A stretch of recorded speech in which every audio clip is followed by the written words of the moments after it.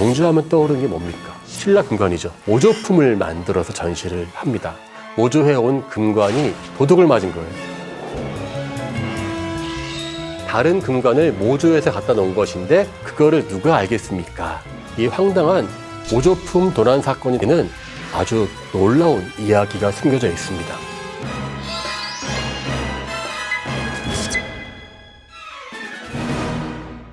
안녕하세요. 고고학자 강인욱입니다. 오늘은 좀 특별한 사연이 있는 유물을 이야기해 볼까 합니다. 여러분 박물관이나 미술관에서 엄청나게 유명한 전시품, 예술품을 보면서 이런 생각 한 번쯤 하지 않나요?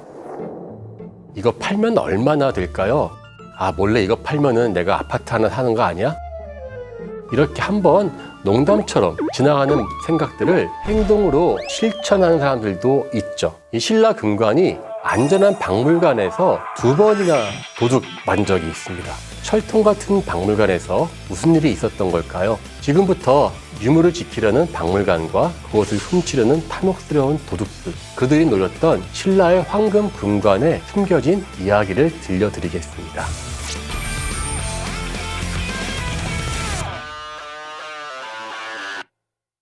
신라 금관이 최초로 발굴된 것은요, 정확히 100년 전인 1921년입니다. 금관총, 그 밖에 금령총, 서봉총이라고 하는 고분에서 황금 금관이 발견되었습니다. 이 식민지 시절 신라 금관의 발견은 한마디로 놀라운 유물이었습니다. 세계적으로 어디에 있는지 잘 알지도 못하던 변방 같았던 한국이 화려한 고대 문명의 반열에 올라서게 되는 것입니다. 나라를 잃었었던 우리나라 사람들에게 역사의 자존심을 높여주는 그러한 상징 같은 또 너무나 소중한 그러한 유물이었습니다. 그리고 1945년도 8월에 우리는 해방을 맞습니다. 불행 중 다행으로 일본은 원자탄 폭격을 맞고 갑자기 해방을 하고 유물들은 대부분 다 한국에 남을 수 있었습니다. 국립중앙박물관은 해방을 맞이한 한국 사람들을 대표하는 그러한 유물들을 전시했죠. 그 중에 가장 마스터피스는 역시 신라 금관이었습니다.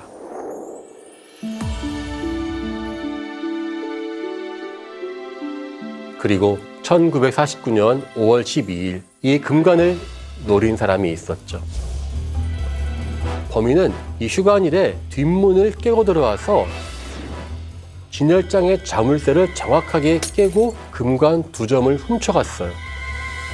아, 너무나 솜씨가 상당히 오랫동안 노린 것 같았어요. 쉬는 날, 그 다음에 사람들이 잘 가지 않는 통로, 그리고 자물쇠의 형태까지도 완벽하게 파악하고 있었던 것이었죠.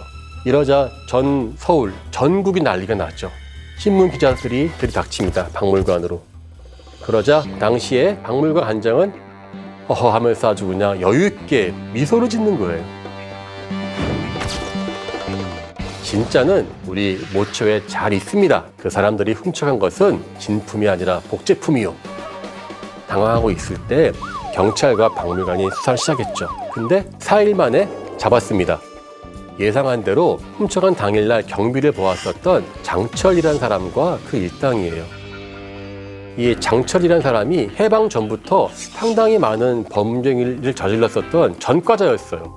근데 이게 해방이라고 하면 너무나 혼란스러운 상황이기 때문에 이 사람이 어디에서 뭐 했는지를 누가 알겠습니까? 경비는 형무소에서 알던 사람들과 결탁해가지고 절도를 감행했습니다. 범인은 잡았어요. 잡았는데 복제품은 그때 이미 어쨌든 장무라비한테 넘긴 상태였답니다. 그래서 다시 복제품을 찾아와야 되는데 문제는 찾아올기까지는 시간이 많이 걸리고 그 사이에 한국 전쟁이 일어나죠. 그래서 모든 것은 혼란해지면서 이 복제품의 그 간 곳은 지금도 몰라요.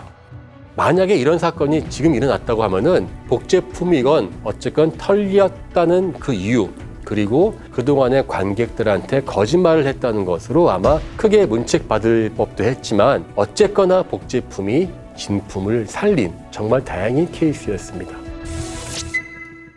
두 번째 이야기는요, 6.25 전쟁 직후의 일입니다. 6.25 전쟁 때 한국의 박물관에 있는 유물들은요, 이 피난 가는 피난민들처럼 수많은 고통을 겪습니다.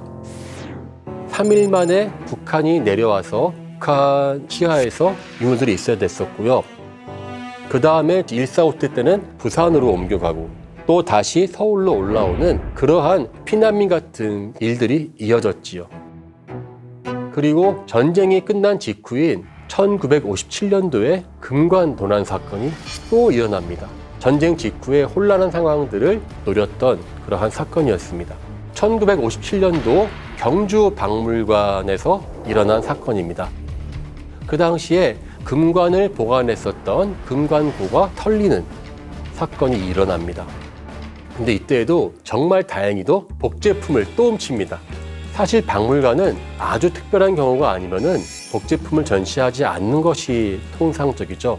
만약 전시한다고 하면은 이것은 복제품이라고 하는 안내문을 다는 것이 맞습니다. 사실 근데 복제품이라는 안내 표시를 붙여놓으면은 도둑이 훔쳐서 올 리가 없잖아요. 복제품이란 말을 하지 않고 전시를 하고 있었고요. 이것이 모든 관람객들도 진품인 줄 알고 있다가 도난당한 것이에요. 어떻게 이렇게 황당한 사건이 전쟁 직후에 또 일어날 수 있었을까? 여기에는 한국 전쟁과 관련된 깊은 사연이 있어요. 1950년도 6월에 3일 만에 북한군에게 서울은 함락됩니다. 모든 유물들은 그냥 그 자리에 두고 남한 정부만 대구까지 환도를 하죠. 그러자 서울과 공주, 부여 같은 박물관들은 이제 속수무책으로 북한의 손에 떨어지고 남한편에 있었던 유일한 박물관이 바로 이 경주 박물관이었습니다. 만약에 이 경주마저 함락되면은 우리의 유물들은 다 없어진다는 생각을 했는지 남한 정부는 신라 금관청에서 출토된 금관을 비롯해서 국보급 유물 120점을 경주 박물관에서 비밀리에 미국 샌프란시스코의 뱅크 오브 아메리카의 지하 창고에 보관을 시켜요. 이 금관의 미국 출장 프로젝트는 극비리에 진행되었습니다. 그래서 경주 박물관에 군인이 찾아와가지고 문서를 주면서 모든 것은 기밀로 하고 우리는 이거를 옮긴다. 사실 전쟁 중에 보물들이 몰래 한국을 빠져나갔다는 것을 알면 무엇입니까? 곧 정부가 망명한다라고 오해할 수 있잖아요. 철저하게 극비였습니다. 그런 상태에서 그 인천 상륙 작전으로 이 상황이 많이 호전되었죠. 그러자 이 전쟁에 피폐된 사람들에게 다시 희망을 주기 위해서 1951년도에 경주 박물관은 다시 열려요. 근데 다시 여는 경주 박물관에 금관이 없어 봐요. 이거 팥이 없는 찐빵 아닙니까? 그리고 금관은 현재 미국에 있습니다. 붙여봐요. 그러면은 전쟁 중에 난리 나겠죠. 고심 끝에 모조품을 만들어서 전시를 합니다. 그거를 누가 알겠습니까? 경주 박물관을 찾고 다들 만족해하는 그런 아름다운 시간이 한 5년 가까이 지속되었는데요. 그러다가 1956년 3월 7일에 금관이 도둑을 맞은 거예요. 그 당시에 이 금관이 있었던 건물은 금관고라고 했는데 금관고의 수위가 진열실에 잠그지도 않고 그냥 외출을 했어요. 하필 그 틈을 타가지고 도둑이 들어서 금관 2개를 훔쳐갔습니다. 이 황당한 모조품 도난 사건이 터지니까 즉시 박물관과 경찰은 이번도 모조품이다라고 널리 알렸어요. 그럼 여기서 이제 진품은 미국에 있어이다 하면 안 되잖아요. 그래서 박물관 모처에 잘 보관되어 있습니다. 그렇게 이제 가짜인 것을 공표하죠. 결국은 절도범들은요, 7개월 뒤인 10월이 되어서야 잡혔어요. 다른 절도로 잡혀가지고 여죄를 캐다 보니까 이 사람들이 금관도 같이 훔친 것을 밝힌 것이에요. 하지만 제가 아쉬운 거는 이때 이 사람들이 훔쳐간 모조품을 끝내 찾지를 못했다는 것이에요. 모조품이라는 게 알려지니까 뭐 장모라비도 안 받잖아요. 화가 나가지고 그 경주의 서천 갯가의 모래바닥에 묻어버렸답니다. 저는 이게 개인적으로 아까운 게 만약에 이 모조품들이 어딘가에서 있었다면은 그걸 또 전시해도 꽤 많은 분들이 좋아했을 것 같아요. 진짜를 보호한 가짜를 한번 전시했다면은 참 좋았을 뻔했는데 아쉽게도 이번 모조품도 찾지를 못했습니다. 사실 저는 한국 사회는요, 여기도 가짜, 저기도 가짜가 아주 그냥 흥행하던 시절이었습니다. 그리고 문화재에 대한 인식도 매우 낮아가지고 황금 유물이라 그러면은 앞뒤 안 가리고 훔쳐서 당장 호구지책을 삼으려던 사람들이 많았던 시대였습니다. 가짜들이 넘치는 세상이었던 탓에 해방과 유교라고 하는 혼란스러운 상황이 벌어진 두 번의 금관절도 사건도 해피엔딩이 되었지만 해방 직후 우리 사회에 너무나 안타까운 한 단면을 보는 것 같아 씁쓸한 사건입니다. 복제품 하면 무조건 가짜, 엉터리 이런 것만 생각할 수 있는데요. 절대 그렇지 않습니다. 복제품은 고고학에서는 반드시 있어야 될 고마운 존재입니다. 지금 용산 국립중앙박물관 1층에는 한국의 역사를 선사시대부터 쭉 보여주는 방이 있습니다. 그 중에 한 방은 우리나라 최초의 국가인 고조선실입니다. 여기에 여러 가지 유물들이 있는데요. 그 중에는 북한과 만주에서 발견된 청동기와 토기들이 전시되어 있는데 상당수가 복제품입니다. 여기에 진열된 비파형 동검은 지난 1960년대 초반에 북한과 중국이 공동으로 만주의 고조선 유적을 조사했을 때 발굴한 것입니다. 그 발굴한 유물들은요, 좋은 것들은 공평하게 중국과 북한이 반반씩 나눠서 가진다는 규정도 있었어요. 그 상황인 즉슨 중국은 이 만주 일대는 한국의 역사임을 인정하는 제수추어로 공동 발굴을 제안했었습니다. 그리고 이 북한에서 있었던 그 유물들은 2008년도에 남북한의 관계가 좋아지면서 남한에서 북한의 유물들이 전시되었습니다.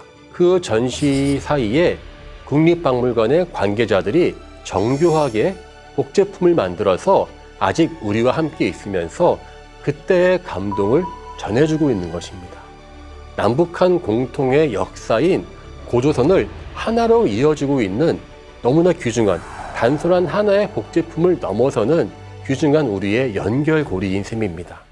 여러분들 진품이 좋아요, 복제품이 좋아요 묻는다면은 당연히 진품이 더 낫다라고 생각할 수 있습니다. 하지만 고고학에는 꼭 그 말이 맞지 않아요. 복제품이 더 나은 경우가 있습니다. 바로 어떤 경우일까요? 바로 고구려의 벽화입니다. 벽화는 땅속에 밀폐되었기 때문에 몇천 년간 보존될 수 있습니다.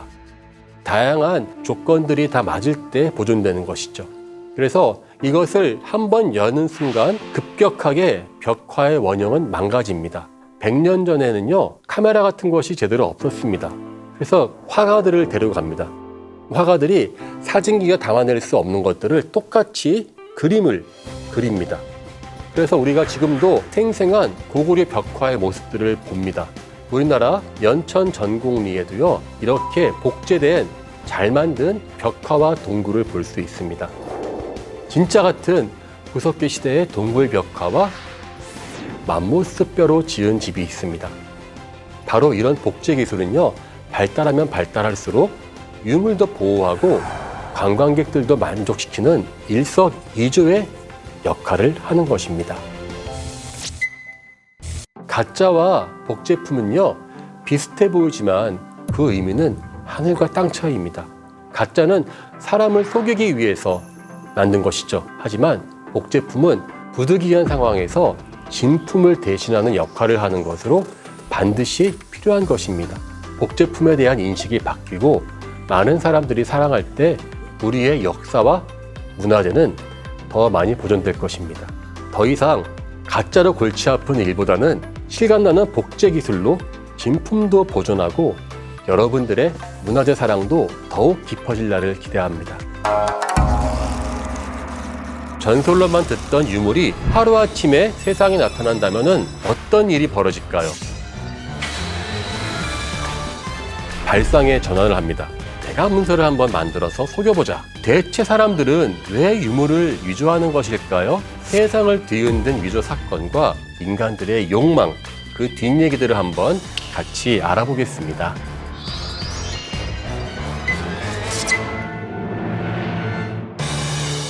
안녕하세요. 고고학자 강인욱입니다. 여러분, 고고학자라고 하면은 어떤 게 먼저 떠오르나요? 인디애나 존스처럼 보물을 찾는 사람들, 아니면 공룡뼈나 화석을 찾는 사람들, 제가 만약에 인디애나 존스의 흉내를 약간만 냈으면요, 저는 지금 감옥에 앉아 있을지도 몰라요. 실제 고고학자들은요, 흙먼지 자욱한 열악한 환경에서 토기 한 점, 그리고 정말 아무것도 아닌 것 같은 인골 한 조각을 발견하고 죽어있는 과거에서 새로운 상상력을 동원해 다시 한번 새로운 삶으로 부활시키는 그러한 사람들이라고 생각합니다. 그래서 우리가 막연하게 알고만 있었던, 내지는 기록만 남아있었던 사람들이나 나라의 유물이 발견되었을 때, 또 그것이 모든 사람을 놀래는 그러한 놀라운 발견이었을 때 학자들의 감동은 사실 엄청납니다.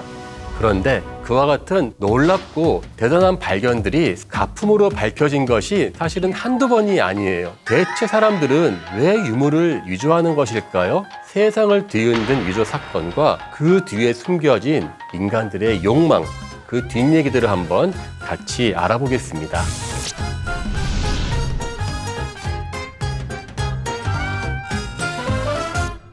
고고학과 역사학은 어떤 차이가 있는지 많이 질문해요.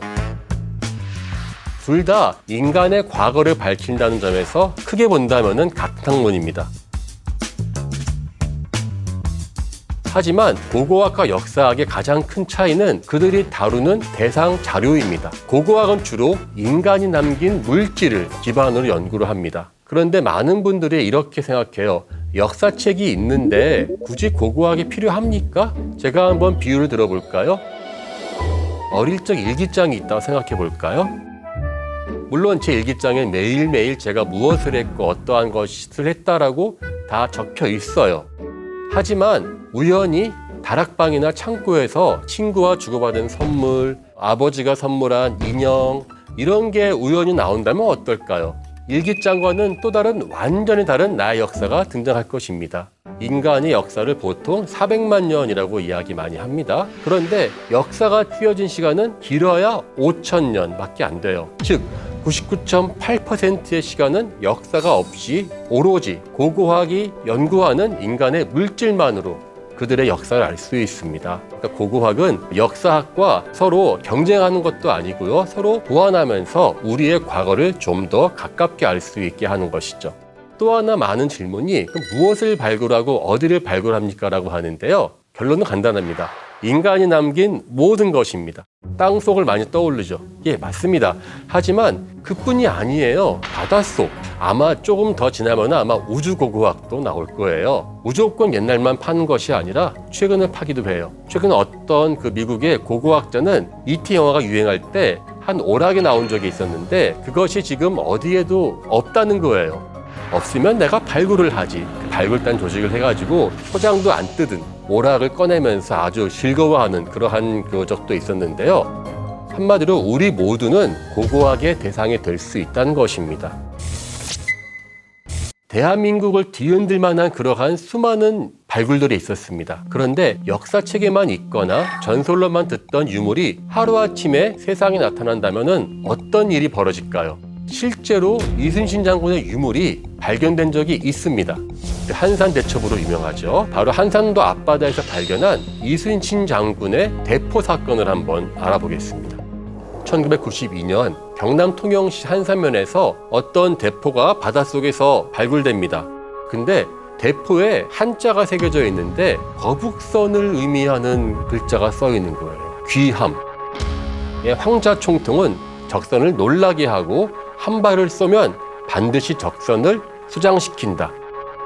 아니, 이 이상 이순신 장군과 관련이 있는 유물이 또 있겠습니까? 벼랑자 총통의 발견 소식에 대한민국 전역에 들썩였습니다. 우리 흔히 왜 명량 대첩도 그렇고요. 대부분의 전쟁은 물살이 빠른 곳에서 이루어졌기 때문에 지금 남아있는 것은 전혀 없었습니다. 그전부터 수많은 발굴단들이 그 이순신 장군과 거북선의 흔적을 찾기 위해서 애써왔는데 드디어 나온 거예요. 문화재위원회에서는 이 유물이 임진왜란이 일어난 16세기 말의 유물이 틀림없다는 의견을 내고 17일 만에 국보 274호로 지정되는 일대 사건이 일어나는 것입니다. 이순신 장군의 활약을 대표하는 가장 대표적인 유물로서 박물관에서 화려하게 전시되고 있었습니다. 어느 누구도 비판하거나 반론을 쉽게 제기할 수는 없었을지 몰라요. 그렇게 4년이 흘러갑니다. 그리고 1996년에 의외의 곳에서 이 유물이 가짜일 수 있다라고 하는 소식이 들려옵니다. 바로 검찰이었죠. 검찰에서 사건을 조사하던 중에 그 피의자가 황당한 이야기를 하는 거예요. 지금 국보가 된 그 벼랑자 총통을 위조해서 물에 빠뜨렸다. 추가 조사를 해보니까 당시에 해군 유물 발굴단의 단장이 과욕을 부려가지고 생각다 못해서 유물을 만들어서 빠뜨린 것이죠. 사실은 그게 보면 알겠지만은 글자가 되게 또렷해요. 몇백 년 동안에 물속에서 녹이 슬었으면 나올 수 없을 정도로 상태가 정말 좋았고, 더 이해가 안 가는 거는 거기에 있는 글자입니다. 조선시대의 거북선이나 배는요, 배함자를 쓰지 않았습니다. 배선자를 썼어요. 그래서 만약에 거북선이라고 그 당시에 썼다면은 귀함이 아니라 귀선이라고 쓰는 것이 맞습니다. 그런데 그것을 전무후무한 속도로 문화재로 지정했었다는 것도 담당하시는 분들이 좀 부끄러워해야 될 부분도 있어요. 사실 우리가 국보, 보물, 사적 많이 있지 않습니까? 근데 보통 그런 것을 한 번 지정하려면요, 빨라야 2년, 3년이 걸립니다. 차근차근히 하나라도 빠진 게 없이 완벽하게 그 의미를 파악하고 난 다음에 그걸 지정하기 때문에 그렇죠. 예컨대 문효왕릉은 3년, 천마총은 5년까지 걸렸죠. 그런데 이 국보 274호는 한 문화재위원이 대표로 200자 원고지 5매 분량, 그러니까 A4지 한 장 분량이죠. 평가서를 간단하게 내가지고 그것이 국보를 평가한 유일한 근거가 되었습니다. 이순신 장군의 유적을 찾겠다고 하는 개인의 비뚤어진 명예욕, 그리고 공명심 때문에 부끄러운 사건이 벌어진 것입니다. 그래서 274호번은 지금도 결번이 되어 있습니다. 다시는 이와 같은 사건을 되풀이해서는 안 된다라고 하는 후대에게 우리가 주는 교훈으로서 연구 결번이 남아야 할 것입니다. 위조 사건을 이야기할 때 한국만 이야기하냐? 사실 한국보다 전 세계에 더 많은 위조 사건들이 있는데요. 만약에 이미 위조 자체가 몇백 년 전에 이루어졌다면 어땠을까요? 그러한 유물이 있습니다. 지금부터 600년간 계속되어 온 끝나지 않는 성물 논쟁, 예수의 형상이 나타난 수위에 대해서 알아보겠습니다. 기독교에서는요, 성물에 대한 전설이 꽤 많이 있습니다. 예수님이 입었던 수위, 최후의 만찬에서 등장한 성배, 십자가에서 옆구리를 찔렀었던 롱기누스의 창. 수위는요, 요한복음 20장 6, 7절에 나와 있어요. 예수의 제자가 예수를 장례 지내고 며칠 뒤에 무덤에 가보니까 시신은 사라지고 시신을 감쌌던 아마포하고 머리 두 것만 남아 있었다고 되어 있습니다. 이렇게 시신이 사라진 아마포는 예수님 부활의 상징이 되는 최고의 성물이 되는 것이죠. 그리고 그 실물이 14세기에 프랑스에서 처음 등장합니다. 당시에 전설로만 전해지던 성물이 작은 한 마을에 여인이 가지고 와요. 남편이 소유하고 있었던 예수의 수위를 교회에서 공개합니다. 아마포를 만든 이 수위에는요, 놀라운 형상이 남아 있었어요.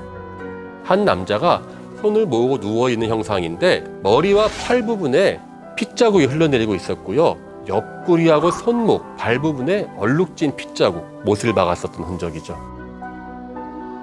성경에 기록된 예수님의 마지막 모습과 너무나 유사하거든요. 그래서 이거를 보면서 십자가에서 당한 예수의 고난을 직접 확인하는 것 같은 감격을 느꼈고요. 전 유럽에 아주 유명해지고요. 근대 이후에는 세계적인 명성을 얻습니다. 하지만 14세기에 등장한 이후로도 계속 논란에 논란을 거듭했었죠. 너무나 많은 과학자들이 이거에 대해 문제를 제기하니까 드디어 1988년도에 과학적 방법을 동원합니다. 수위에서 우표 크기의 작은 천 조각을 떼어내서 3등분을 해요. 그래서 이것을 각각 가장 권위 있는 실험실이 있는 옥스퍼드 대학, 애리조나 대학, 스위스 취리히 대학 등으로 보냅니다. 방사성 탄소 연대 측정법은요, 약 10만 년 전까지 꽤 정확하게 연대를 알 수 있고요. 전 세계에서 이것을 하지 않는 지역이 없습니다. 즉 가장 검증되고 가장 많이 쓰이는 방법이죠. 그런데 이게 또 대상물이 토리노 수위 아닙니까? 조심해야 되겠죠. 이 세 개를 보낼 때 주관이 개입될까 봐 이 세 대학교에 이것이 무엇인지를 이야기를 안 해줘요. 블라인드 테스트를 한 것이죠. 그리고 또 다른 연대가 밝혀진 다른 그 샘플도 같이 줍니다. 만약에 기계가 이상하면은 원래 연대를 알고 있는 것도 연대가 잘못 나오겠지요. 연구소에서 테스트를 하고 그 결과가 나왔습니다. 세 실험실 모두 결과는 같았습니다. 대략 13에서 14세기로 밝혀진 것입니다. 즉, 이 아마포는 예수님의 연대와 관계가 없는 것이죠. 자, 그렇다면 여기서 우리가 이제 하나 더 나아가야 되겠죠. 이러한 성물이 나타난 배경은 어디에서 있었을까? 사실 성물이 나오면 뭐가 제일 좋습니까? 그걸 보면서 신도들은 자신의 믿음을 강화시킬 수 있습니다. 그래서 중세 유럽에서 다양한 이방교를 믿던 북유럽 사람들을 개종하기 위해서 다양한 성물이 필요했었던 상황입니다. 보이는 증거가 없으면은 이방 교도인들이 믿지 않는 거예요. 즉, 유물이 없으면 안 믿는 거예요. 예수의 성이라고 일컬어지는 토리노의 성의도 새로운 성물들을 찾는 그러한 과정에서 등장하기 때문에 아마 그런 것과 관련이 있지 않을까 생각합니다. 물론 여전히 다른 사람들은 여기에 대해서 반론을 제기하시는 분들도 있어요. 세 번째는요, 조금 더 동쪽으로 유라시아를 관통하는 실크로드를 한번 가볼까 합니다. 실크로드, 낭만적이죠. 하지만 실제 고고학자가 보는 실크로드는 참담하고 비참합니다. 왜냐하면은 20세기 초반에 이 중앙아시아를 들고 다양한 서구 열강에서 자기들이 그 땅을 얻기 위해서 다투고 또 나아가서 그 땅에 있는 유물들을 경쟁적으로 약탈해 가던 그러한 시절이었습니다.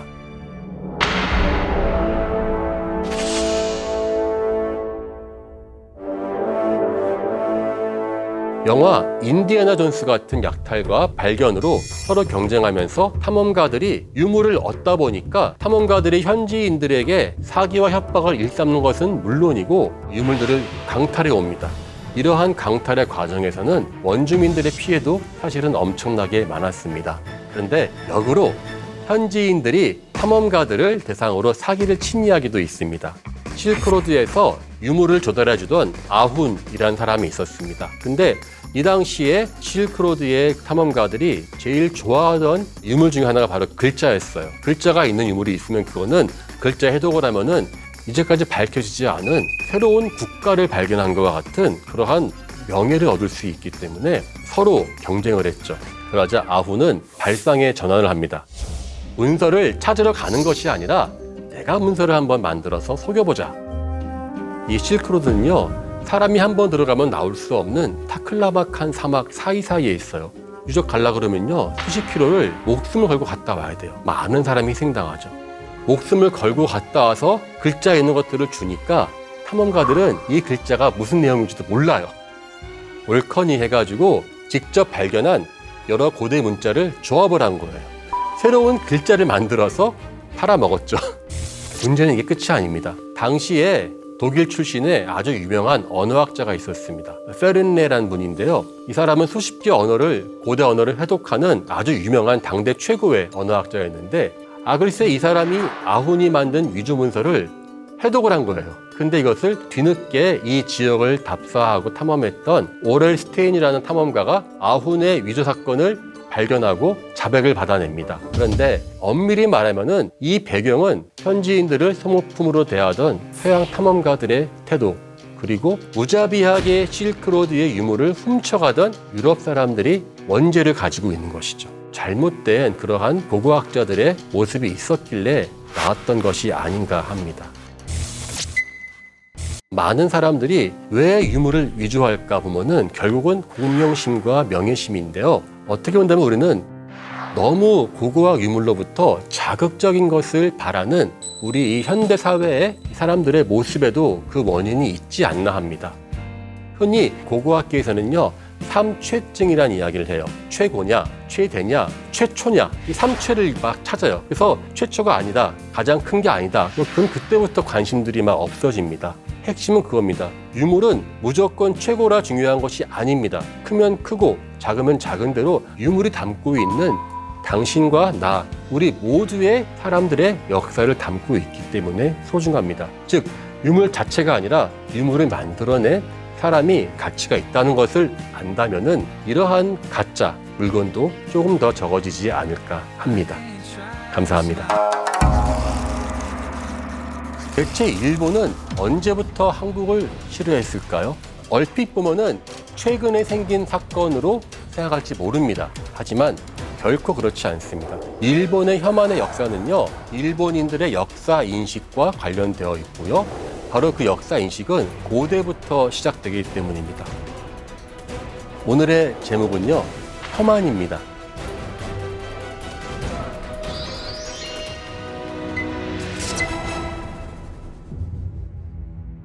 안녕하세요. 고고학자 강인욱입니다.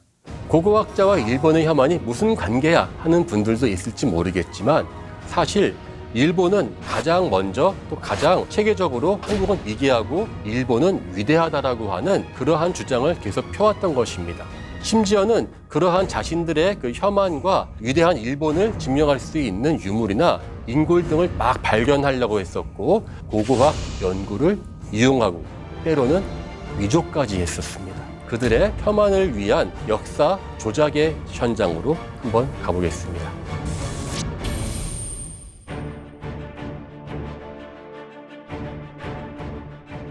혐한 인사로 유명한 어떤 일본 기업의 회장이 자사 유튜브 채널을 통해서 일본인의 조상은 시베리아에서 건너온 유럽인이다 라고 하는 아주 황당한 주장을 했는데요. 사실은 그러한 주장의 역사가 상당히 오래되었습니다.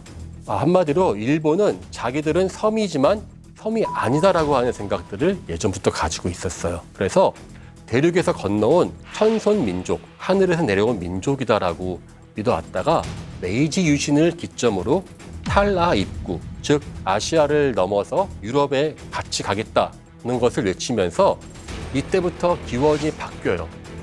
그전까지는 한국과 중국 같은 아시아의 대륙 문화를 자신들의 기원으로 봤었습니다.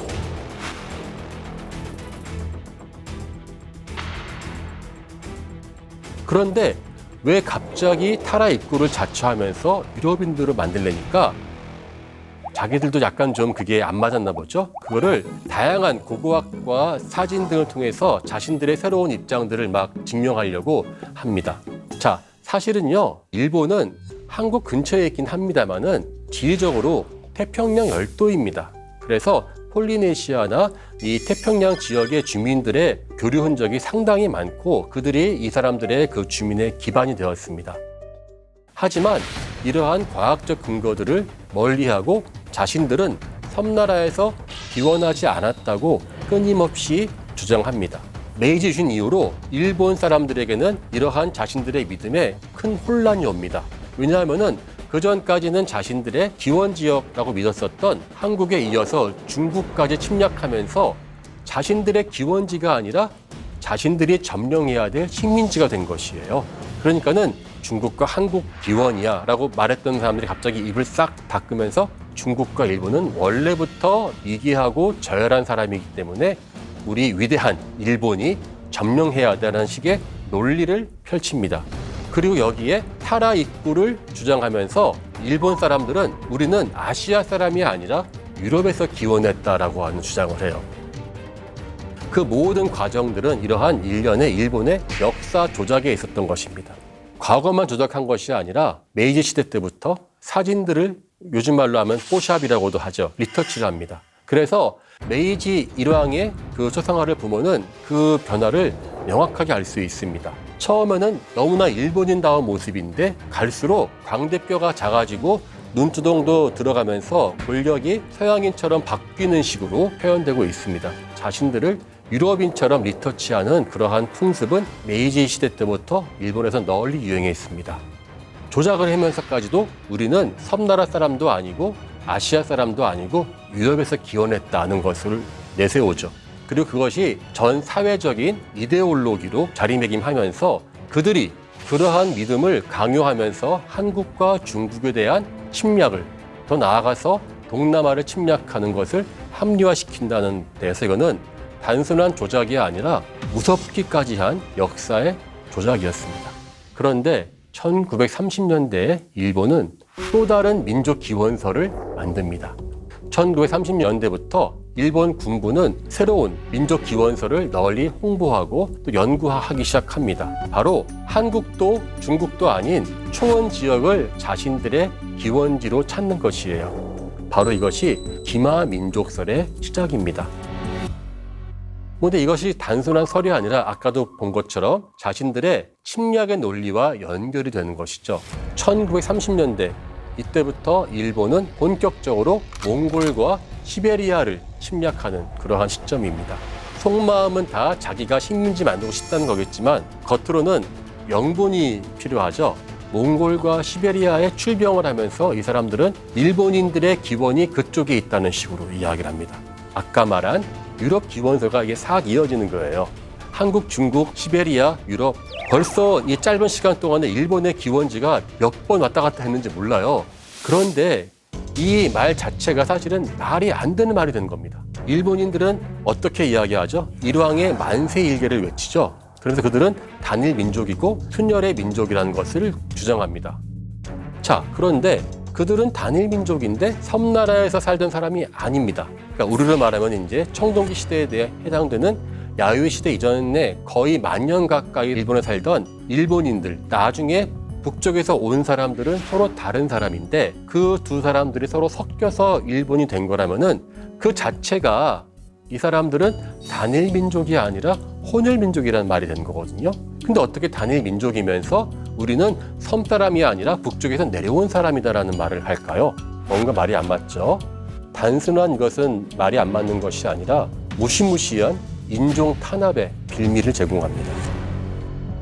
섬나라에 원래 살고 있었던 사람들을, 원주민들을 우리는 탄압한다라고 하는 아주 무시무시한 논리로 바뀌는 것이죠. 대표적인 일본의 원주민이 일본 동북쪽에 살던 아이누족과 남쪽에 있는 오키나와인들입니다. 이들에 대한 강력한 탄압으로 이어지고 있고요. 그러한 탄압은 지금은 공식적으로는 없다고 하지만 사실상 다들 이해하다시피 이어지고 있는 것입니다.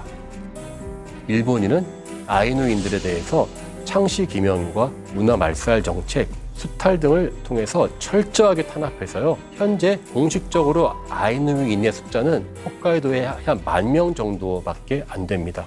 한마디로 일본의 자기 기원에 대한 인식은요. 기원지 아니면 식민지로 요약이 됩니다. 막 기원지, 조상님 떠받들다가 막상 침략하고 식민지를 만들어내는 순간 그 사람들은 우리의 조상이 아니라 미개하고 열등한 사람의 땅으로 바뀌는 것입니다. 이러한 일본의 자기 모순적 역사관은요, 150년 전 일본의 메이지 유신과 정한론이 등장하면서 한국을 침략하고 그때부터 본격적인 혐한이 시작된 것입니다. 이렇게 모순된 그들의 역사 인식이 고스란히 고고하게 반영된 아주 뚜렷한 예가 있습니다. 그들이 가장 최초로 식민지를 만들었었던 한국입니다. 한국을 식민지로 만들면서 일본은 한국은 태생부터 식민지였다는 그러한 말도 안 되는 명분을 만들어냅니다. 그리고 그 명분을 증명하기 위해서 그들은 임나일본부서를 내는 것이죠.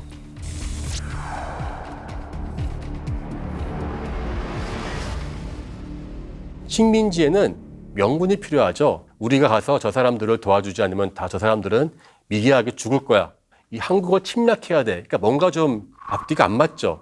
그러자 여기에서 일본 서기에서 기록된 임나일본부를 꺼내는 것입니다.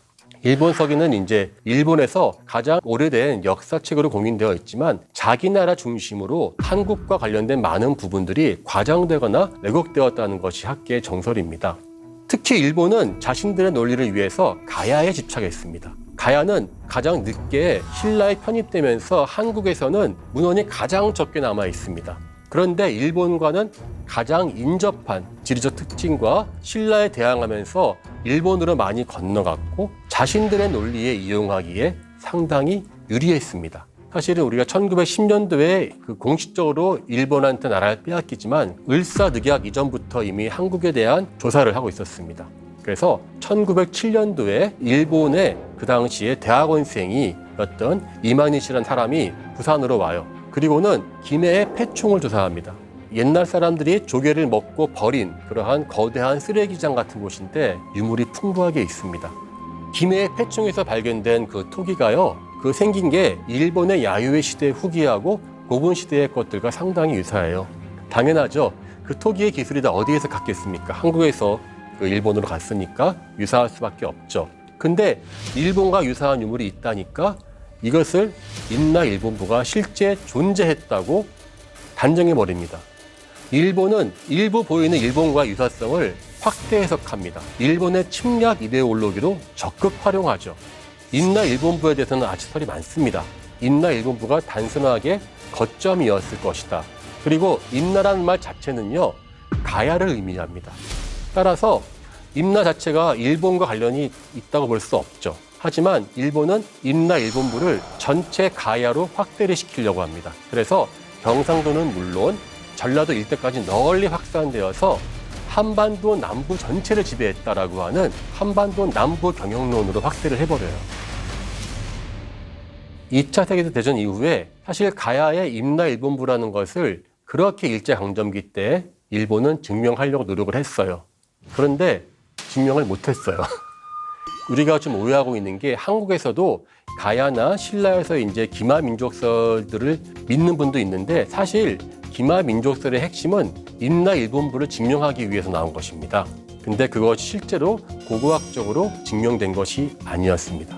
자, 이렇게 일본은 다양하게 겉으로 모습을 바꿔가지만 지금도 인나 일본부설을 버리지 않고 그걸 다양한 식으로 자신들의 설을 입증하려고 하죠.